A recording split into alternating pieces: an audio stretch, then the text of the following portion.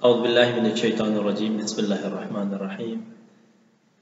روایات کے اندر ہے کہ ایک مسلمان صبح کرے اور اپنے امور مسلمین کے بارے میں وہ فکر نہ کرے، مسلمانوں کے بارے میں نہ سوچے، تو یہ کیا ہے؟ مسلمانانہ رویہ نہیں ہے اور یہ مسلمان نہیں ہے بالفاظ دیگر۔ تو اس ہفتے میں جو واقعات رونما ہوئے ہیں عالم اسلام میں، مشرق وسطیٰ میں خصوصاً، اور جو میڈیا جو ہے نا عوام کے لیے ایک وسیلہ تھا کہ حقائق کو لوگوں تک پہنچائے، عوام تک پہنچائے، دنیا کے گوشوں کنار میں جو واقعات رونما ہو رہے ہیں اور مسلمانوں سے جو چیزیں مربوط ہے، عالم اسلام کے مفاد میں جو چیزیں ہیں جو لوگوں تک پہنچائے تاکہ لوگ بر وقت اقدام کرے، جو مشکلات آ رہے ہیں، جو چیلنجز آ رہے ہیں، اس کا مقابلہ بر وقت کرے۔ تو اس وقت ہماری جو پاکستانی میڈیا ہے یہ حقیقت بیان نہیں کرتے ہیں عوام کے سامنے۔ یہ اس کے پیچھے یعنی کچھ لوگ ہیں، کچھ عناصر ہیں، کچھ ممالک ہیں، ان کے مفاد میں بات کرتے ہیں، حقائق لوگوں تک نہیں پہنچاتے۔ تو اس بارے میں ہم الحمدللہ آج تحسین کاظمی صاحب ہمارے پاس موجود ہیں، ان سے پوچھتے ہیں کہ اس بارے میں جو حقائق ہیں لوگوں تک پہنچائے اور لوگوں کو اپنی ذمہ داری سے آگاہ کریں۔ تو سب سے پہلے آپ سے یہ سوال ہے کہ ہماری میڈیا نے جو شہید سلیمانی ہے، شہید سلیمانی کو شہید نہیں کہہ سکا میڈیا، یہ کیوں ایسا ہوا؟ اور دوسری بات یہ ہے کہ شہید سلیمانی کے جو جنازہ ہے، دوسری میڈیا، ہمارے پاکستانی میڈیا سے ہٹ کر دوسری میڈیا جس طرح سے بیان کرے، ایرانی میڈیا، وہ کہتے ہیں کہ پوری دنیا میں یعنی یہ بہت یعنی عظیم اور بڑی شرکت ہوئی اس جنازے کے اندر، لیکن ہماری میڈیا نے کہا کہ ہزاروں کے تعداد میں لوگوں نے شرکت کی۔ تو اس بارے میں حقیقت کیا ہے، آپ ہمیں یہ بتائیں۔ اعوذ باللہ من الشیطان الرجیم بسم اللہ الرحمن الرحیم رب یسر ولا تعسر وتمم بالخیر انک علی کل شیء قدیر۔ سب سے پہلے تو میں تمام ملت اسلامیہ کو، بالخصوص رہبر معظم کو تعزیت سے عرض کرتا ہوں۔ آپ دوست نے جو سوال کیا اس میں بیان کہ آپ نے کہ شہید سردار قاسم سلیمانی کی شہادت اور پاکستانی میڈیا کا کردار۔ در حقیقت شہید سلیمانی اور ان کے جو دوست تھے اور ان کے ساتھ جو شہداء ہوئے شہید ہوئے ہیں،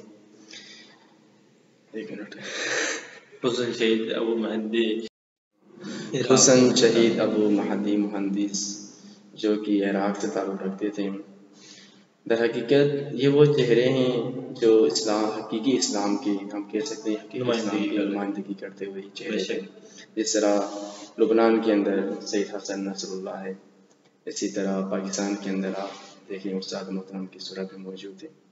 در حقیقت یہ تمام جو ہے شخصیات امور مسلمین کے اوپر ان کی نگاہ ہے۔ یہ تمام مفاد مسلم دیکھتے ہیں، نہ کسی ایک فرقے کو، نہ کسی خاص طبقے کو۔ پاکستانی میڈیا کی جہاں تک بات ہے، یہ فضل خور میڈیا ہے کہ ان کی بولتے ہیں جو ان کو کچھ دیا کرتے ہیں۔ مثلاً سعودی عرب ہے، دیگر جو عرب ممالک ہے، مثلا امریکہ جو کسی دباؤ میں آ جاتا ہے۔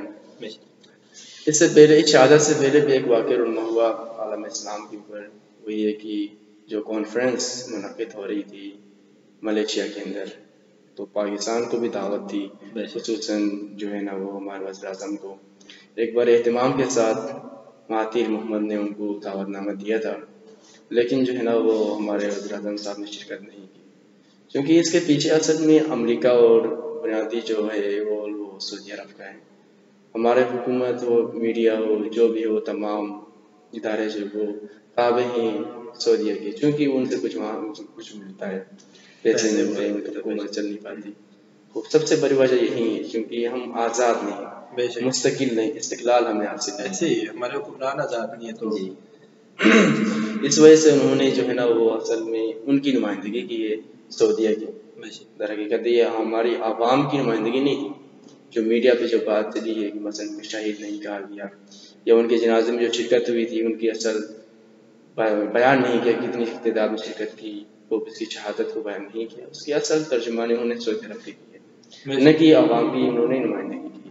عوام کی نمائندگی اگر وہ کرتے تو پھر ان کو شہید کہتے اور ان کے حقائق کو آشنا کرتے. جیسا کہ آپ نے مشاہدہ کیا، آپ نے دیکھا کہ اسی ہفتے میں بہت سارے پروگرامات پاکستان کے اندر منعقد ہوئے، طور سے شمال سے لے کے جنوب تک تمام علاقوں میں بہت بڑے بڑے ریلیاں ہوئی، بہت بڑے بڑے پروگرامات ہوئے. خصوصاً آپ اسلام آباد میں دیکھ لیجیے اتنا بڑا اجتماع وہاں پر منعقد ہوا، ہزاروں کی تعداد میں جو نا شیعہ نظر قرار ہیں اور اہل سنت کی برادری نے بھی وہاں پہ شرکت کی. یہ اصل نمائندگی یہ تھی. جو میڈیا پہ جو نمائندگی ظاہر کی گئی ہماری نمائندگی نہیں. اور دوسری بات یہ کہتے ہیں کہ ہمارے گورنمنٹ حکومت کہتے ہیں کہ یعنی سیاسی کا کردار ادا کریں گے، ہم یعنی ایک طرفہ کسی کے ساتھ نہیں دیں گے. یہ کیا ہے؟ کیا یہ درست ہے؟ اس موقع پر ایسے موقع پر ایک طرف تو امریکہ ہے اور سعودی عرب ہے اور اس طرح کے امریکہ کے اسرائیل ہے اور دوسری سائڈ پہ آپ دیکھیں ایران ہے. تو یہاں پر یہ کہنا درست ہے کہ ہم یعنی کسی کی طرف نہیں جائیں گے، ثالثی کا کردار نہیں کریں گے. اصل میں ہمارے جو وزیر اعظم صاحب ہے وہ کہتا ہے کہ ہم ایران اور سعودی عرب کے درمیان صلح کریں گے اور آپس میں مصالحات کریں گے. یہ کیسی باتیں ہیں؟ یہ اصل میں جو ہے نا یہ مناسب تو نہیں کہیں گے کہ مثلا یہ اب خود پاکستان کی جانب سے نہیں ہے، کیونکہ دیکھیں ثالثی کے لیے ضروری ہے کہ غیر جانبدار ہو. پاکستان غیر جانبدار نہیں ہے، پاکستان ملا ہوا ہے سعودیہ کے ساتھ. ثالثی کے لیے شرط یہ خود صاحب محترم نے بیان فرمایا نہیں کہ ثالثی کے لیے ضروری ہے کہ تیسرا جو فریق ہے ثالث جو ہے وہ کیا وہ غیر جانبدار ہو. جبکہ پاکستان کا رول یہاں ہم دیکھتے ہیں پاکستان سعودیہ کے ساتھ ملا ہوا ہے، امریکہ سے ان کے تعلقات ہیں. ثالثی وہ کر سکتا ہے جو غیر جانبدار. پاکستان کیونکہ ان کے بلاک میں شامل ہے، ان کے ساتھ متحد ہے، اتحاد ہے ان کے ساتھ، پاکستان ثالثی کا کردار ادا نہیں کر سکتا. اور یہ جو بھی گیا ہمارا وزیر خارجہ شاہ محمود قریشی صاحب، در حقیقت یہ اصل میں خود انہی کے کہنے پہ گیا ہوا ہے. ویسے یہ ایک جو ہے نا بات انصاف رکھنے کے لیے جو ہے نا وہ امت مسلمہ کے بیچ بین میں جو ہے نا وہ مگر نا ثالثی کا کردار نہیں ادا کر سکتا. اور دوسری بات جو ہم علماء سے سنتے ہیں، جیسے بزرگ بستی سے ہم سنتے ہیں کہ غیر جانبدار وہاں ہونا چاہیے جہاں یعنی دونوں حق ہو یا ایسا کوئی مشکل پیش ہو، مبہم چیز ہو. یہاں پر تو آپ کیا فرماتے ہیں؟ دونوں حق پر ہے کہ حق و باطل کے آپس میں جنگ ہے یا صرف کیا ہے دونوں حق پر ہے؟ کیا مسئلہ ہے؟ غیر جانبدار اسلام کیا اجازت دیتی ہے کہ غیر جانبدار ہو جائے؟ نہیں، ایسے موارد میں غیر جانبدار نہیں ہے، کیونکہ حق اور باطل کی جنگ ہے اور مسلمانوں کو حکم ہے کہ آپ نے حق کے ساتھ ہونا ہے نہ کہ باطل کے ساتھ. یہ ایک ویسے سیاسی بیان ہے ان کا، اصل میں وہ کسی اور کا بولتے ہیں. اور رہبر معظم نے اس ہفتے 8 جنوری کو بھی رہبر معظم نے خطاب کیا جس میں شہید قاسم سلیمانی اور ابو مہندس کے بارے میں بتایا اور خصوصاً شہید قاسم کے جو برکات ہے، زندگی کے جو برکات ہے بیان کے اور ان کی شہادت سے جو برکات امت مسلمہ کا پہنچا ہے وہ بیان کیا. لیکن آپ کو پتہ ہے ہمارے میڈیا جو ہے وہی چیزیں حقائق، یہ چیزیں جو انسان کے لیے ایک مشعل راہ ہے، ہدایت کا چراغ ہے، یہ چیزیں بیان نہیں کرتے. تو رہبر نے کیا ایسے اہم نکات بیان کیے زندگی کے اندر جو برکات ہے. قاسم سلیمانی کا کردار ہے، مثلا ان کے کردار شام کے اندر، لبنان کے اندر اور فلسطین کے اندر اور عراق کے اندر خصوصاً. اور روایات میں بھی ہے کہ یہ داعش کے بارے میں روایات جو ایک پاکستان کے ایک عالم دین معتبر اہل سنت کے ان کا مشہور عالم دین ہے جس نے 10 منٹ کی کلپ بنائی ہے اس پر داعش کے بارے میں کہ رسول اللہ کی حدیث ہے، کالے جھنڈے ہوں گے، وحشی ہوں گے، یہ چیزیں خصوصیات بیان کے.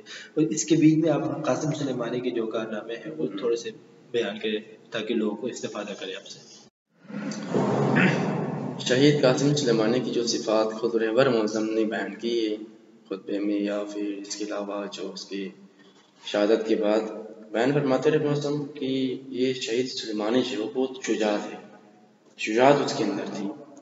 دوسرا یہ کہ مخلص تھا، خلوص تھا، ہر کام وہ کرتا تھا خدا کے لیے، دکھاوے کے لیے نہیں. مثلا بڑی شخصیت دیکھ رہی ہیں عالم اسلام میں اپنا نام پیدا کر لوں، ان چیزوں کو وہ دیکھتا نہیں تھا، بلکہ اس کے صرف اور صرف ایک ہی چیز مد نظر تھی، وہ تھا خلوص، خدا کے لیے خالص للہ وہ کام کرتے تھے. اس کے علاوہ اس کی اور بھی صفات رہبر معظم نے بیان کی ہے. بات تدبیر تھے، جو بھی کام کرتے تدبیر کے ساتھ کرتے تھے. ایسا نہیں کہ مثلاً اچانک سے کوئی کام آ جائے کر دیں، جو ہے نا تدبیر کے ساتھ مکمل پلاننگ کے ساتھ کرتے تھے. پلاننگ کے ساتھ بہت ہی متدبر تھے. جہاد کے میدان میں ہو، دیگر موارد میں، جہاں بھی جو بھی کام کرنا ہوتا تھا وہ تدبیر کے ساتھ کرتے تھے. آگے پیچھے کے حالات دیکھتے، نتائج دیکھتے، تمام ابعاد کو دیکھ کے، بہت کو دیکھ کے پھر فیصلہ کرتے، پھر وہ عمل کرتے تھے. اس کے علاوہ دیندار تھے. رہبر معظم بیان فرماتے ہیں کہ حتی میدان جنگ میں بھی دین پہ عمل کرتے تھے، شریعت کے سائے میں. یہ نہیں کہ مثلاً بالفرض ہو جاتا ہے مثلاً میدان کے اندر مثلاً کوئی جنگ آگے ہو رہی ہو، یا جنگ کے میدان میں مثلاً مقابلہ ہو آگے دشمن سے، اور جو ہے نا روب بٹھانا ہو، یا آگے والا کمزور ہے تو جو ہے نا یہ بہت کبھی ہوتے ہیں تو پھر اس میں وہ اپنی قوت دکھاتے ہیں. نہیں، یہ اس طرح نہیں تھا، بلکہ وہ جو بھی کام کرتے تھے وہ شریعت کے مطابق، شریعت میں جو حکم تھا اس کے مطابق وہ عمل کرتے تھے، یعنی نہ کسی کو خون ہو. اس کے علاوہ اپنے دوستوں کا جو ارتباط تھا، باہمی ارتباط بہت ہی خوبصورت اور بہت ہی خوبصورت ہے، بہت ہی اچھا ان کا زیبا ارتباط تھا. یہاں تک کہ بیان کرتے ہیں کہ وہ کسی بھی میدان میں جو خطرناک ہو، پر خطر ہو، اس میں خود جایا کرتے تھے. اپنے کمان ہوتے ہوئے، کمان ہاتھ میں لیے ہوئے بھی، کمانڈر ہوتے ہوئے بھی وہ خود ہی جاتے تھے. اپنے مثلا ساتھیوں کو نجی طبقے نہیں بھیجتے تھے، اپنی جان نہیں بچاتے تھے، ان کی جان بچاتے تھے، خود جایا کرتے تھے پر خطر میادین میں، میدانوں میں. تو یہ شہید سلیمانی کی خصوصیات تھی، صفات تھی. ماشاء اللہ. اور رہبر معظم نے بھی یہی بیان، ان کے بہت سارے خصوصیات ہیں، لیکن یہاں پر ہم وہ برجستہ خصوصیات بیان کریں گے الحمدللہ.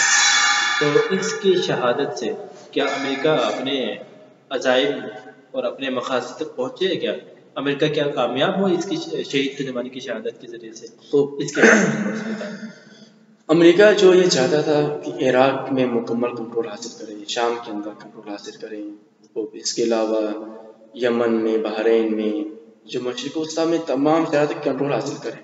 لیکن اسی شہید نے اس کے تمام ساکھ کو ختم کر دیا، تمام قوت کو، طاقت کو جو ہے نا خاک میں ملا دیا.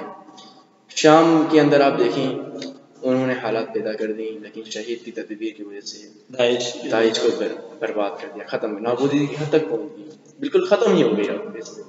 عراق کے اندر انہوں نے بڑی کوشش کی، تو ان کا کہنا بھی تھا کہ عراق ہمارا ملک ہے، وہاں پہ جو حکومت ہے وہ ویسے ایک نام کی حکومت ہے، اصل کنٹرول ہمارا ہے. تیل پہ کنٹرول کرنا چاہتے تھے لیکن وہ نہیں کر سکے. حقیقت میں دیکھا تو ان کے بڑے ایئرپورٹ وہاں پر 2-3 ایئرپورٹ ہیں، جہاز ہے، سب سے بڑا ایئرپورٹ عراق کے اندر، ان کے اندر بڑا سب سے بیج ہے وہ.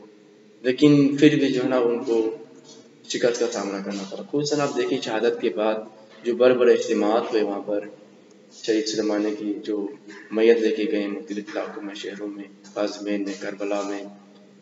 خوب اس کے علاوہ